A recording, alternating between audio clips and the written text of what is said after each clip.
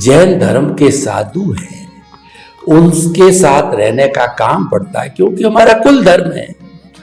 तो उनसे वो तो मन वचन काया की शुद्ध की बात करते हैं, त्याग की बात करते हैं, वही उनकी मान्यता कहे, सिद्धांत कहे, कुछ भी कहे, वो कहते हैं, करवाते हैं और वहाँ पूरा उस पर बेस्ड है।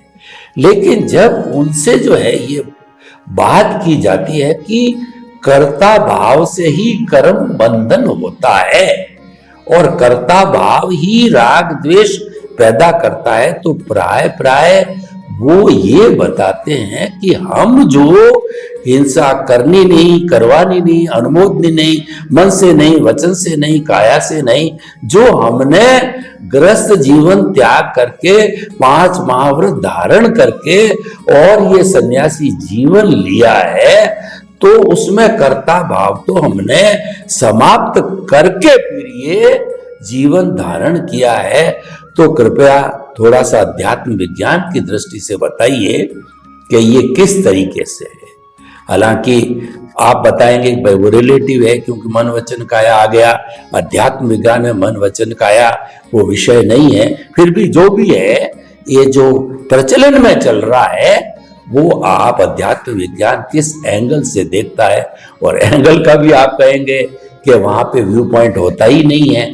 खैर एनीवे, जो भी ये प्रश्न ही है, उसका समाधान कृपया दीजिए। जय सच्चिदानंद। प्रश्न के लिए धन्यवाद।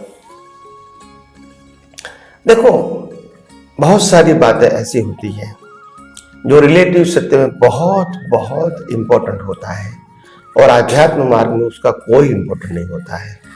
और इसीलिए ऐसा नहीं है कि रिलेटिव सत्य की बात गलत है, यह अध्यात्म विज्ञान कभी नहीं कहता है। अध्यात्म विज्ञान बिल्कुल साफ कहता है रिलेटिव सत्य की हर बातें जीवन जीने के लिए, अच्छा जीवन जीने के लिए, उत्तम जीवन जीने के लिए जरूरी है। उसमें कोई क्वेश्चन है ही नहीं। एक अच्छा इंसान बनने के लिए और लोगों की सेवा करने के लिए, देवलोक जाने के लिए आपको अच्छा इंसान बनना है तो रिलेटिव सत्य को ही फॉलो करेंगे तो ही जाएंगे, और उसमें कोई क्वेश्चन ही नहीं है। और वो गलत है ऐसा भी वो नहीं कहते हैं। मगर आध्यात्म विज्ञान क्या कहना चाहते हैं, तो फिर क्यों इसकी वैल्यू ड्यू करते हैं? तो अध्यात्म विज्ञान ये कहना चाहते हैं जब तुम आत्मा ही हो, तुम शरीर ही नहीं हो और तुम जन्म मरण के चक्कर से छूटना चाहते हो, तो तुम्हारे लिए अच्छा बुरा, पाप पुण्य, अच्छा मनुष्य भाव, देवलोक वो सब्जेक्ट नहीं रहेगा। वो क्या नहीं रहेगा?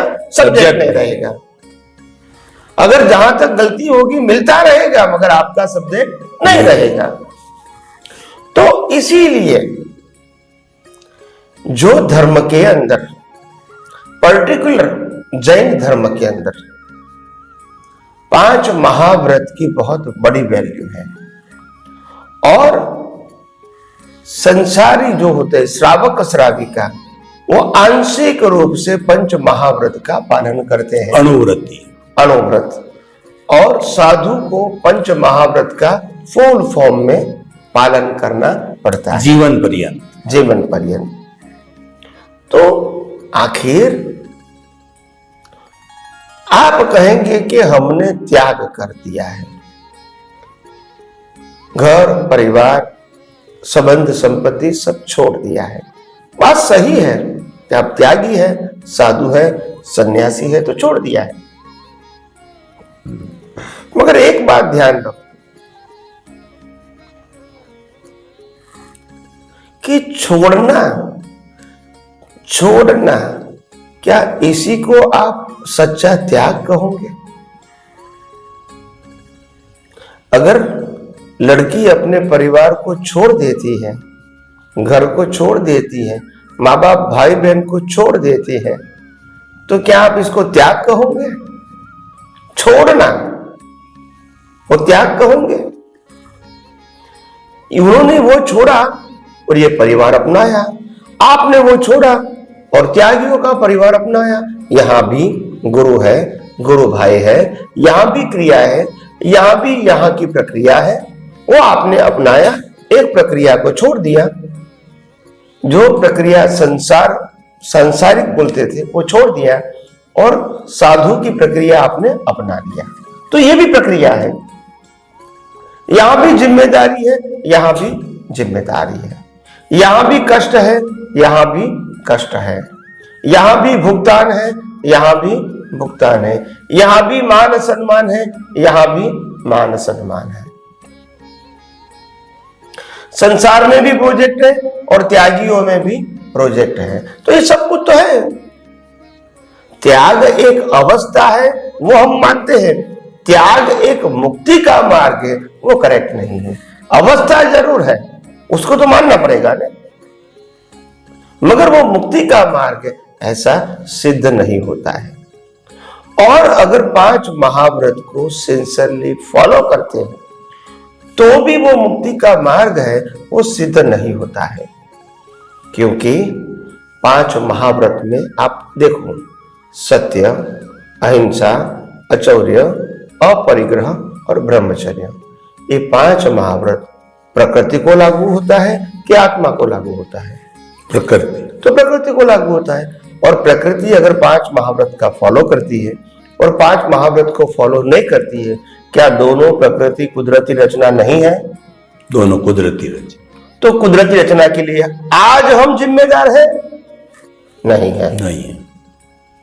इसीलिए भी लाखों लोगों की हिंसा करने वाले वही अवतार में मोक्ष में गए, हजारों रानियों वाले वही अवतार में मोक्ष में गए।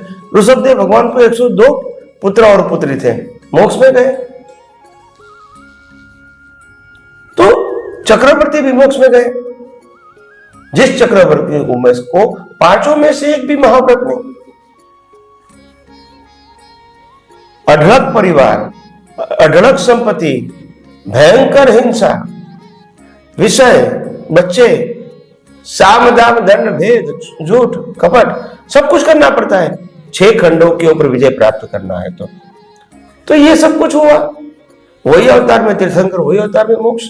यानी ये सब कुछ प्रक्रिया प्रकृति ने किया है और मैंने कुदरती रचना देखा तो मैं उसके लिए जिम्मेदार नहीं हूं। तो ये सिद्धांत को समझो। हम कोई वस्तु को डिवैल्यू करना नहीं चाहते। हम ये कहते संसार के लिए जो जरूरी है वो मोक्ष मुक्ति के लिए आध्यात्म विज्ञान में जरूरी नहीं है, और इसलिए आध्यात्म विज्ञान में जो जरूरी नहीं है वो संसार में काम की नहीं है, ऐसा कभी नहीं कहते हैं।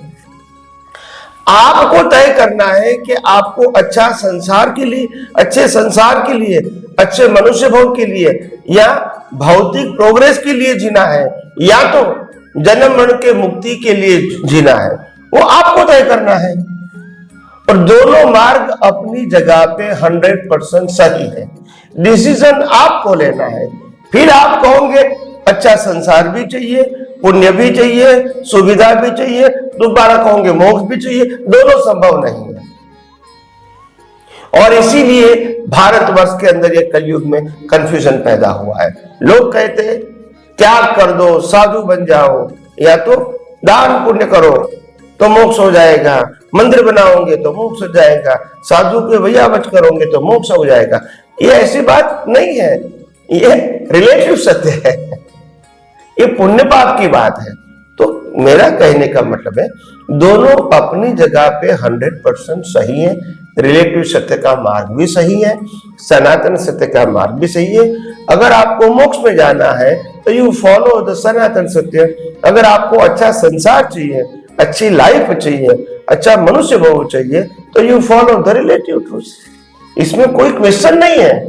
तो 5 महाव्रत का पालन करना वो कोई गलती नहीं है, अच्छी बात है, और समाज उसी के आधार से चलता है।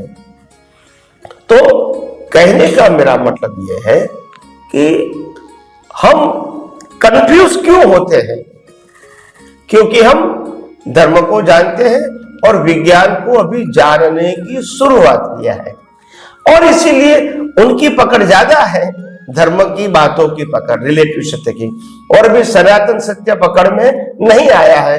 तो थोड़ा बिगिनिंग स्टेज में कंफ्यूजन तो होगा ही, मैं मानता हूं, मगर ये आध्यात्म विज्ञान का इतना पावर है, वो सभी प्रकार के प्रश्नों का वो आपको सैद्धांतिक और परमानेंट सॉल्यूशन देता है। स्वामी जी आपका बहुत बहुत धन्यवाद। आपने बड़ी सिंपल समाधान दिया कि जहां मन वचन काया प्रकृति रूप में है वह आ जाता है, उसके शुद्धिकरण की बात आती है, त्याग की आती है, क्षमा की बात आती है, वो सब क्रिया का विषय हो जाता है। त्याग भी क्रिया का विषय है क्योंकि त्याग मन वचन काया से ही जुड़ा हुआ है। लेकिन अध्यात्म विज्ञान है वो तो कुदरती कानून के ऊपर आधारित, वो विजन का है। और यहां पर मन वचन काया का है, ये बेसिक डिफरेंस है। तो उस दृष्टि से और इनका रास्ता भी अलग अलग है, पुण्य पाप और प्रायश्चित का है और वह मुक्ति का मार्ग का रास्ता है। स्वामी जी आपका बहुत बहुत धन्यवाद।